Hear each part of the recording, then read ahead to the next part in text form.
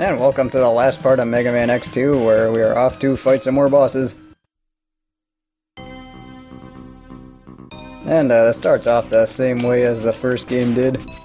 I mean, nothing new, you're just jumping up these, and of course you got these tubes from, just like a regular Mega Man game. Except they're a little bit different. Do like what they've done with them. So with that, let's just get this started. And yeah, I'm gonna try and kill as many of these guys as I can with a Shoryuken. But if I can't, I can't. I mean, there are power-ups you can get later on. But at the end of the day, I kinda do want to get this over with quickly. Let's see, I think this next guy should be Magna Centipede.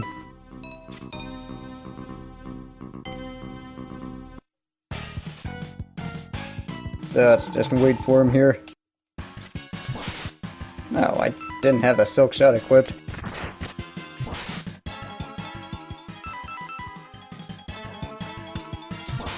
Oh, well, that sucks. And end up killing him. Anyway, let's just do this the regular way then. Yeah, I'll probably just speed this part up.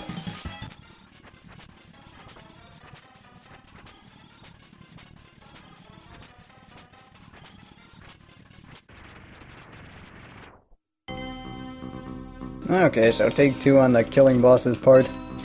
Let's see, what I want to do is go up here and get myself some power-ups. Because power-ups are always fun. And now we got Wheel Gator to deal with. What I'm going to do for Wheel Gator is that I'm going to wait for his wheels. And then, let's see, try and get him to do that. And I didn't kill him. Oh, that's a shame. Oh, at least I can kill him this time.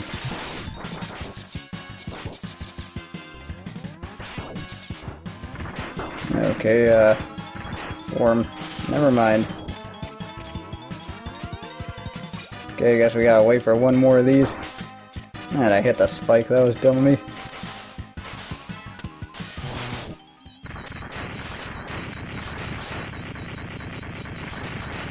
But anyway, Wheel Gator really wasn't too tough this time. I mean, the only difference was he did use that drill attack a lot more. And I did try and kill him in one hit, but unfortunately I failed. And if done properly, that's what the Shoryuken does, as demonstrated on Flame Stag. Let's see. Nah, let's just go this way. I'm pretty sure this is Morph Moth.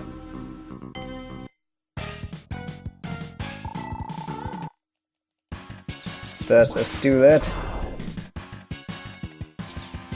Yeah, I'm having some problems getting the controls on this thing right. Alright, end up getting it done that time. Which is kinda odd considering I'm using a control stick, I'm still messing up on this. And for those of you wondering, I am playing on a Logitech controller. And it is kinda shaped to be a mix of the Xbox 360 and the PS3 controller. I mean, the D-pad's a lot like the 360 one, and the controller's shape is a lot more like the PS3. And I have gotten used to playing this on a control stick. Oh, damn it, almost had it that time. Alright, let's just get the Crystal Hunter then. I didn't get to show this off, so I'll just go ahead and do that. Alrighty, just kill you.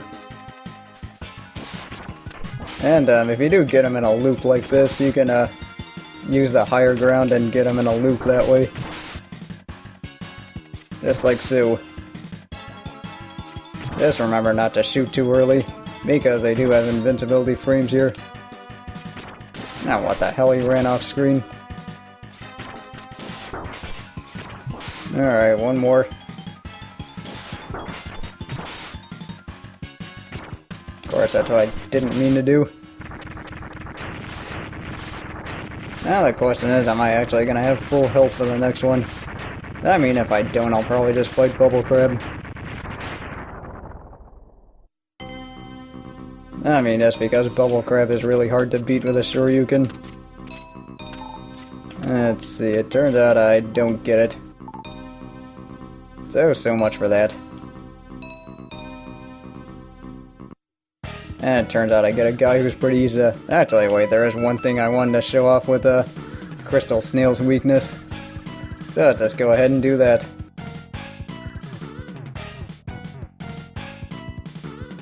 Alright, just get started here.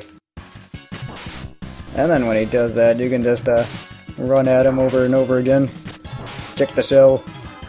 Kick the shell again. And just so forth. Here, you want the shell? Go get it. And it just reminds me of when I was not a bully when I was 10. I also do like how the shell stays whenever you kill him.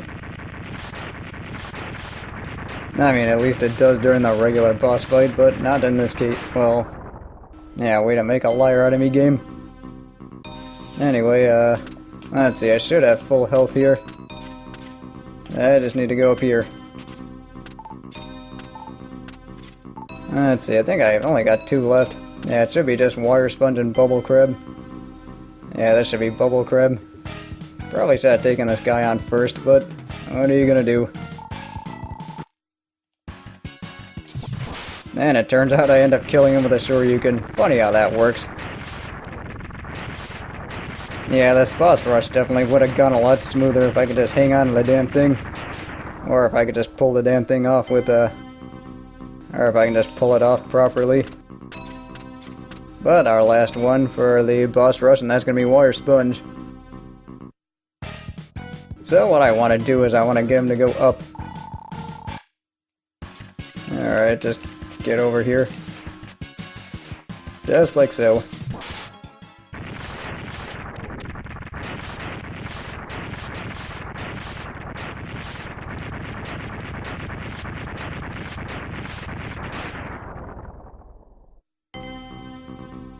And with all the bosses beaten, our old friend returns. Yeah, I kinda gave it away in the last part, but you know what, I'm sure you guys already knew that.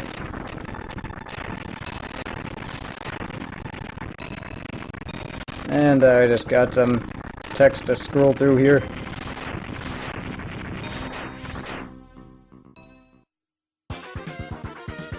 So now on to the final stage. I also notice how the X-Hunter castle is all crumbled up. And one thing a lot of people don't know is that you can actually go to a Magnus Centipede stage and still access the final stage. I also noticed the music change. I mean, I just thought they got kinda lazy making a Magnus Centipede stage the final stage. I mean, I guess it makes sense that, you know, you have the central computer where, you know, all the X-Hunters and Sigma were doing everything. So I guess it makes sense to have the final stage happen there. But anyway, this is Magnus Centipede stage. I mean, what else is new? Hell, let's just go. And yeah, I'm gonna take that cautious approach with this just because I don't feel like getting killed here. I mean, it's not like anything different happens if you get killed. It's just, you know, embarrassing and unnecessary. Alright, let's just go. And that would have been pretty typical of me if I got killed as I was saying that. Let's just keep going here. Of course, that would be very ROM hack-like if they decide to put another falling block there at the last second. And Sigma shows up. And I'm guessing that's where they got the idea for Black Zero.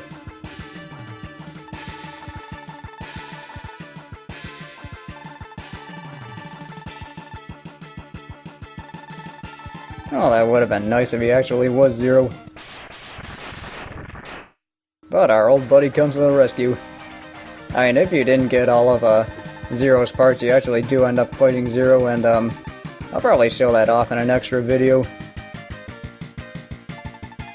And let's see, the way he fights is that he normally just fires those 2 shots and then that saber attack, and then he tries to do a ground pound mode, or ground pound move, and then form a bunch of rocks.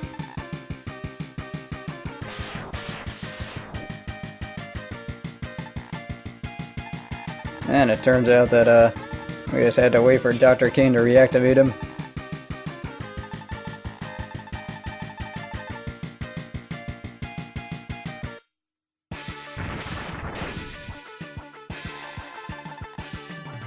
So it turns out since Sigma ended up going up, we had to go down, I guess, to fight him. Not really sure how that works.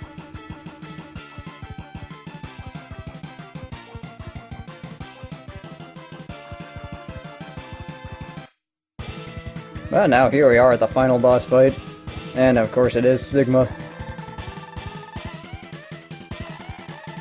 Well, I'll show you what some insect can do. And he likes to dash at me. And normally he likes to do that where he likes to try and jump and then surprise attack you. And it is really hard to get the timing down, so it is really easy to get suckered in by that. And it's also really easy to get clawed. And I should be using the Sonic Slicer, so I'm just going to go ahead and do that. So let's just go ahead and get that going. And that electric wall, you can notice that whenever he turns yellow, you know he's going to throw it. And those ended up missing him. That stinks. Alrighty. Almost got him here. And yeah, this first part's really not that tough. It's just not getting caught off guard by his attacks. And also, since he is really fast, it's pretty easy to get yourself hurt.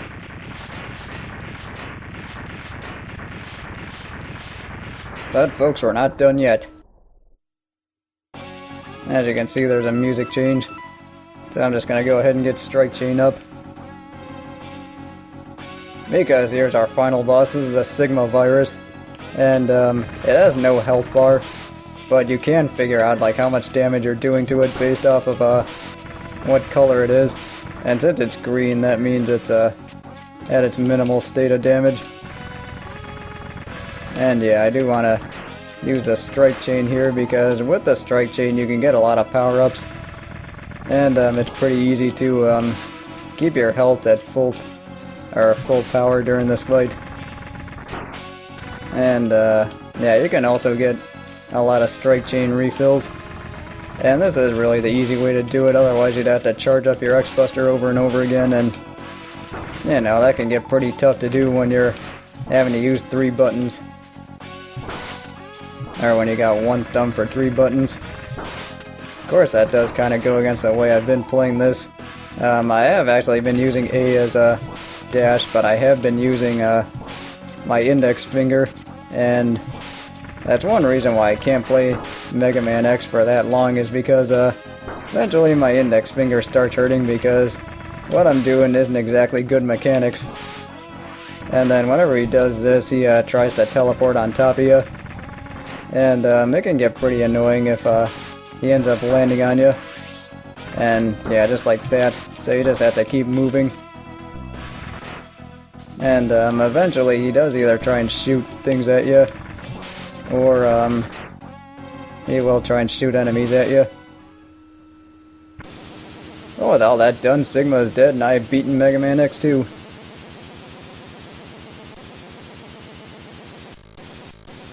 And I'm not quite done with it because I had to show off the Zero boss fight, but hopefully that shouldn't take too long. I mean, it is really self-explanatory anyway.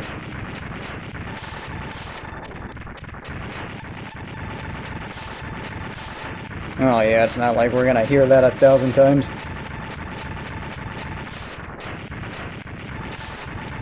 And there's a little fancy foreshadowing. Oh, with all that, the central computer blows up, and it's time for a dramatic escape.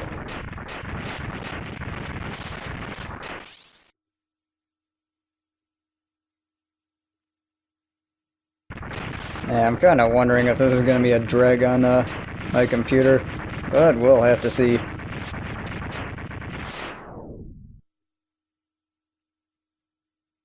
And one giant explosion later.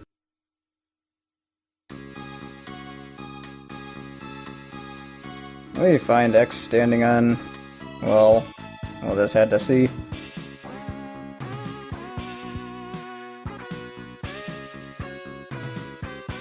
Anyway, there's just X standing on the cliff with Zero, of course.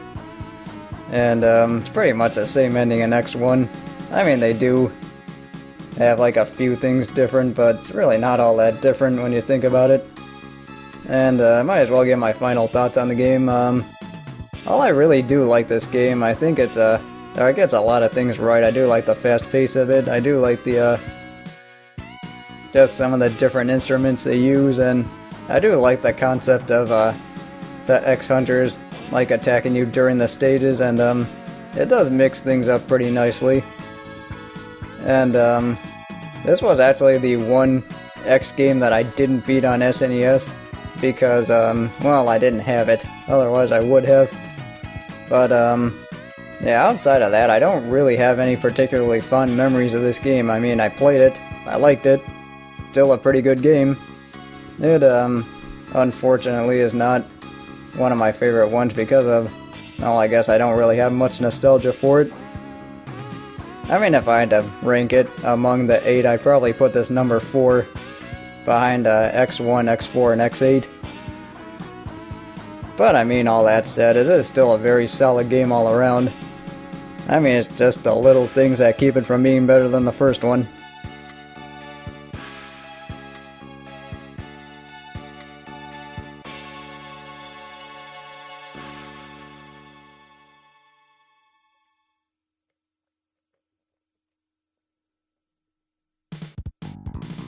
And then for something new, they do show you, like, statistics for the bosses, which I found to be pretty interesting, even though it doesn't really matter when you think about it.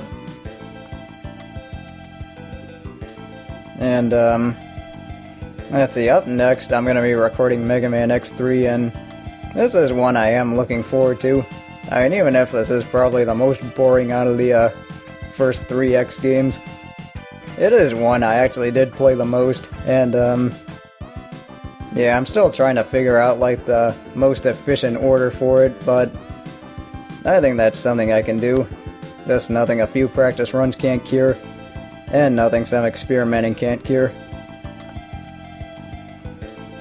And, yeah, I don't really have much else to say, except that, I do have to show off the extra Zero fight, and I don't know, that's pretty much it.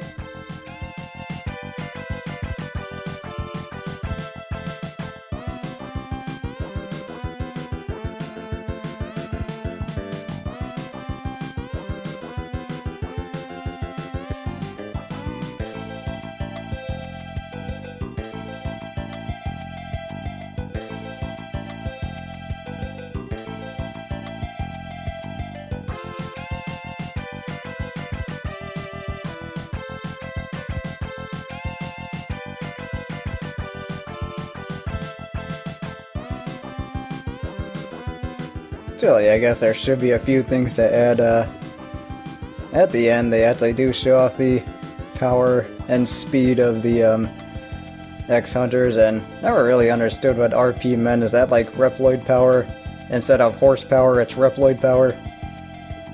Or something like that? I don't really know. Although that actually would have been a nice touch if they gave you a rating for power and speed based on how you played the game. I mean, that's just something that could have made things a little bit more interesting. You know, just my opinion.